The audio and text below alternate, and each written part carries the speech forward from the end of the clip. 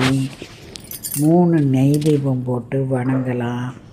மேலும் உங்கள் காரியம் நடந்தால் சக்கரை பொங்கல் வச்சு சிகப்பு பட்டு சாத்தி சிகப்பு மாலை சாத்துதேன், அம்பிகை 2 பேருக்கும் மல்லிகை சாத்துதேன்னு வேண்டிக்கிட்டு நீங்கள் உங்கள் பிரார்த்தனையை சொன்னால் கை மேலே பலன் கிடைக்கும்.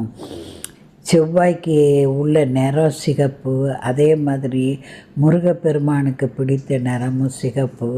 செவ்வரளி, சிகப்பு ரோஜா மாலை, சிகப்பு செம்பருத்தி எல்லாம் சாத்தி உங்கள் கவலையை தெரிவித்தால் முருகப்பெருமான் அருமையாக நடத்தி தருவார்.